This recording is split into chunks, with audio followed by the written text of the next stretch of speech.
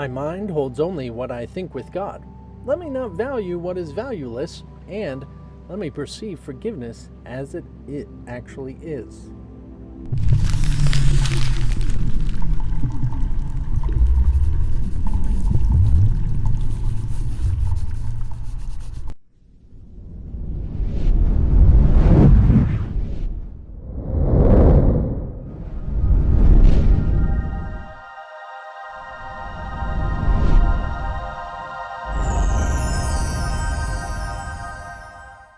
So it's a pretty interesting concept when we are putting these together, that my mind only holds what I think with God. And of course, we might not necessarily believe that we can fully grasp what that means yet. But in the sense of recognizing that I will not value what is valueless, and my mind only holds what I think with God, it's so confusing when we think we can be separate from God and have a will apart from God. It's likely that you believe that God is something other than anything you are, and that you have been a sinner or something wrong or screwed up or something just guilty and ashamed, pathetic, confused, bad, whatever it might be. And somehow God's not that. The interesting thing about this, and we really want to grasp what this means, if you really are to be, say, a miracle worker, even as those who have performed miracles, there is definitely a variable that does go in consistency with all those who actually have been known to perform miracles. Now, of course, often people think that it is from the outside, from the views of like a saint. We think, oh yes, they're using some other deity's power, or calling upon this deity's name, and then performing these miracles from that.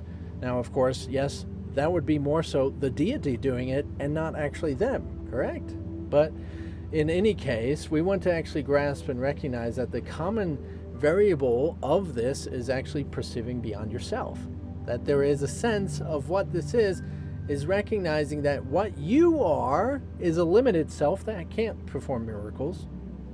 But what you can be and understand yourself as can perform miracles. Okay? So the mind of God is an interesting thing, because as much as you want to say that it has this knowledge of good and evil, or it's not in this knowledge of good and, did I say that right? We like to think that we can be screwed up, we can be wrong, we can be doing it wrong. And as if there's something up there, say in the sky, making sure that we're doing it right or wrong, or checking it once, checking it twice, you're going to get coal in your stocking kind of an idea. The interesting thing is what you actually are is this thing. And that what you are doing right now and believing yourself to be is anything. And it is so innocent and so pure and so holy that it can do any life, any situation, anything you call good, anything you call bad, anything you call holy, anything you call evil. It can do all of it, just like you can. Now, of course, yes, you have this idea, and see how it's a you have this idea that it has partiality or somehow separateness to it. It has a good and a bad, a right and a wrong, a good and evil.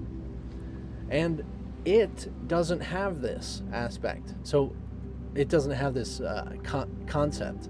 But this, as an aspect of yourself, is that you don't have this concept. So, of course, you think of yourself as separate because the idea is strictly to be separate from itself. You have an idea that you can do something separate from yourself. You have an idea that you can do something separate from yourself. I mean, think about that.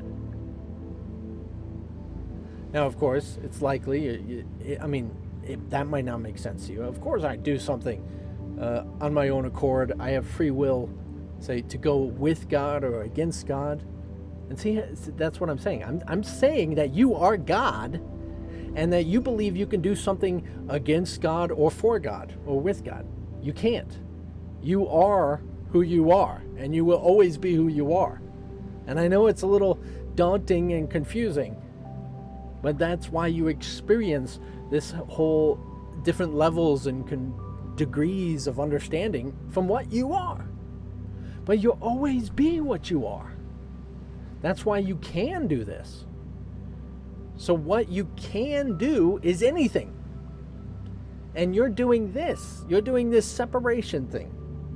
So let me perceive forgiveness as it actually is recognizing that everything be the same. The good be the same as the evil be the same. The medium, the intermediate, all be the same. This is the same. It's all the same because I want to see it as God sees it. Now, of course, likely because we want to hide the truth from ourselves, because we can do anything we want to do, we usually distort it and say, oh, God's not the evil part, but God's only the holy part. And then we never really discover the truth. We only just insist upon the truth. Why would we insist upon the truth if the truth is always true? You don't have to insist upon it. The truth will always be true, right? The truth will prevail no matter what. It's always going to remain because it is the truth. So no insisting necessary. If you think you have to insist upon the truth or tell someone what the truth is, that's not the truth. You're misunderstanding it. In fact, the truth is always. The truth is here. The truth is in every situation, even that one. So if you think you can insist upon it, you're misunderstanding the truth and you're valuing what is valueless. So, but of course, you can do anything you want. Yeah, you can get yourself caught up in wars and disasters and crazy stuff. And yes, the truth of God did not create a meaningless world. But what God is can do anything. So we want to remember what that is. So yes, there is a difference of what the Son of God is, or I call it the self of God, opposed to what the truth of God is. And it's the Son of God that's making all these decisions. But it's only the Son of God that can actually experience anything. God cannot experience anything at all.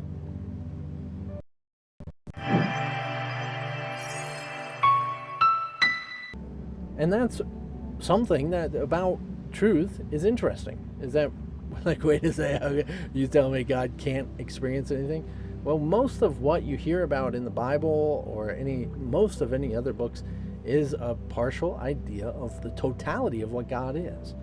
Now, regardless if it was walking in the Garden of Eden, that needs a separated concept. And that actually is the Son of God and the performance of that. So it's an interesting thing to think about because it's not actually what the totality of what God is, because the totality of what God is so omniscient and so everywhere and everything that there is nothing else to do. There is nothing else to be. It is what it is, and it can't be something else talking to itself.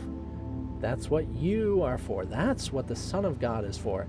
And so anything that you hold in your mind is God's mind holding on to it. You see what I'm saying? It holds on to you. That's why you still exist.